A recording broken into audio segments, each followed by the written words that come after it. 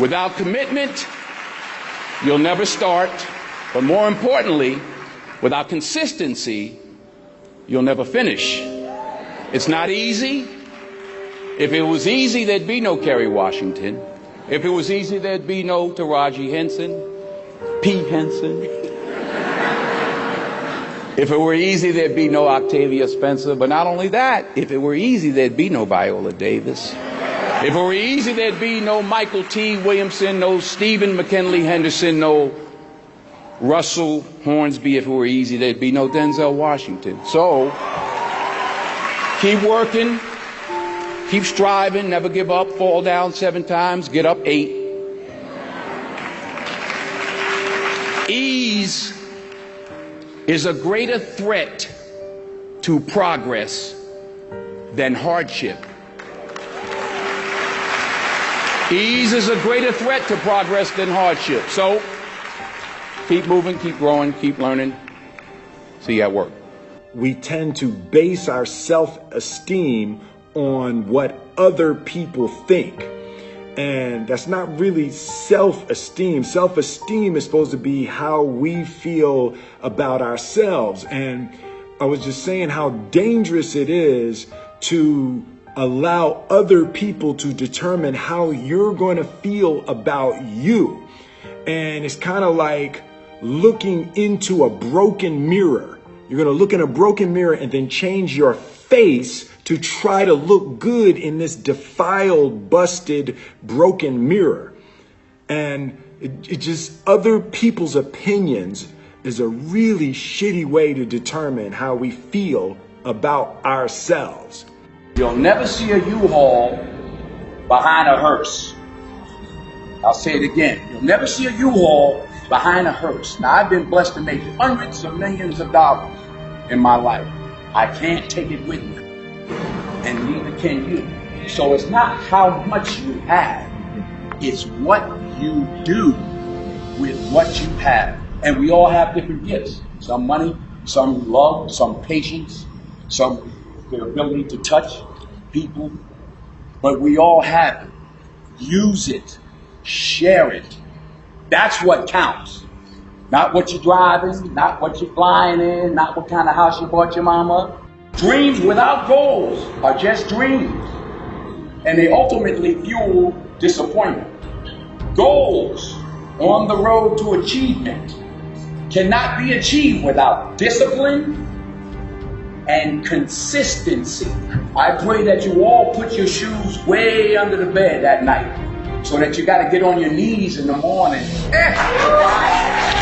The one thing I'm the most happy about in terms of my career is the fact that I got there with the grace of God, first of all, but short of that, I got there just by working hard, not partying with the right people, not compromising myself in any way or cutting any kind of deals, just by working hard, just by plugging along, sawing wood, as I like to call it.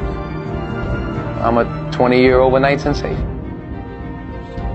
I don't get life mixed up with making a living.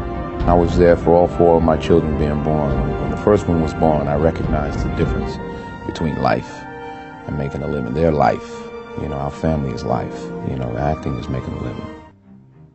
Well, what do you think the biggest difference between doing a play and doing, I mean, it's a cliched question, but I'd be interested to know your answer. I think a part of what Viola just said is that you get to dig deeper and you get another day. Right. And you get the energy. Mm-hmm. You do a movie and it's 200 people that are used to it and they don't care and everybody's doing their job and it comes in a theater somewhere and you're picking your nose at home somewhere, clipping your nails. There's no energy. Right.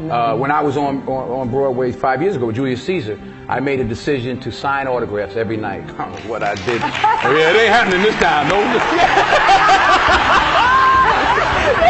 Only as I rub my knees, only because my knees are bad, it's hard for me to stand. But. And why did you decide to do that? Well, you know, I wanted to say thank you.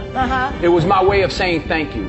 And the first night, it was like 5,000 people out there. I said, okay, wait a minute. Everybody who has playbills from our show. So, yeah, because it was like people were just wandering up the block. I was like, wait a minute. I forgot I'm on, 42nd Street, Times Square. I was like, wait a minute. But honestly, you were signing for weeks. The energy. And I was out there an hour and a half every night, every show. But the energy you got back, the stories, the 5 little old ladies who just drove in from Detroit.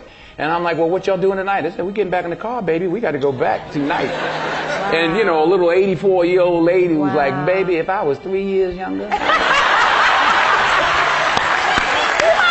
Oh, true story. True story.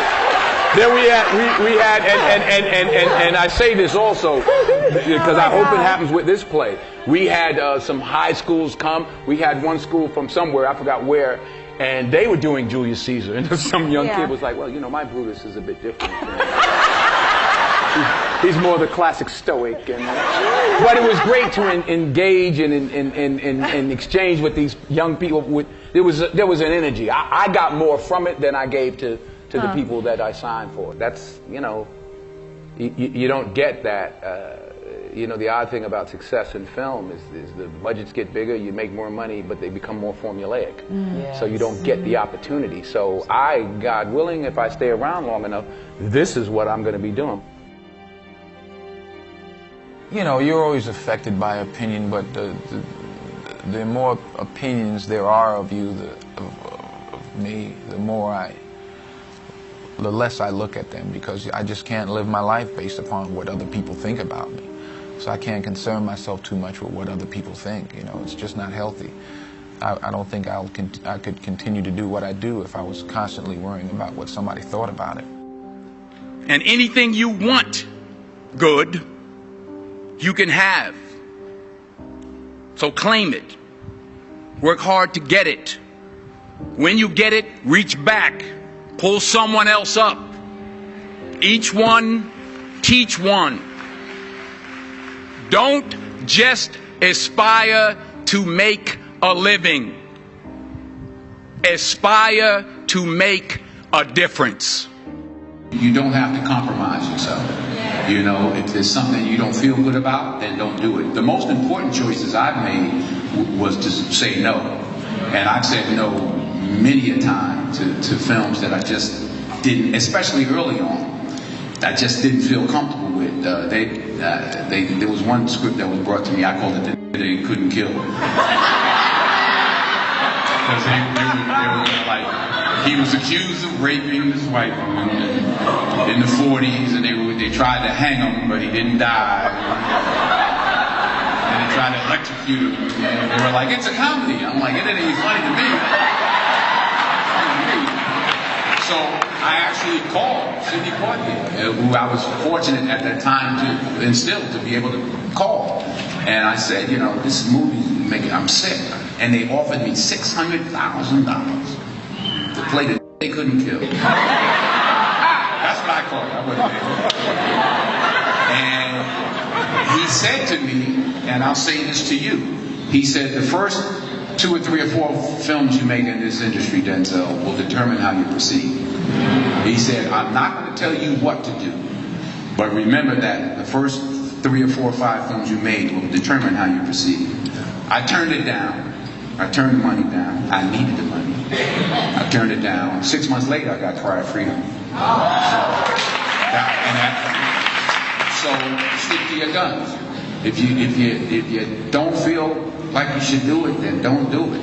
Because you don't want to be, you don't want to be a negative energy on the set. That's how I feel. So I'm like, I ain't doing this because I'm going to slap somebody the second day. So I just, it's something. I think the most important decisions you can make as an actress is saying no. Is saying no. You don't have to take your clothes off. If you don't want to, then don't do it. Number 1, put God first. Put God first in everything you do. Everything that you think you see in me, everything that I've accomplished, everything that you think I have, and I have a few things, everything that I have is by the grace of God. Understand that. It's a gift. In everything you do, if you think you want to do what you think I've done, then do what I've done.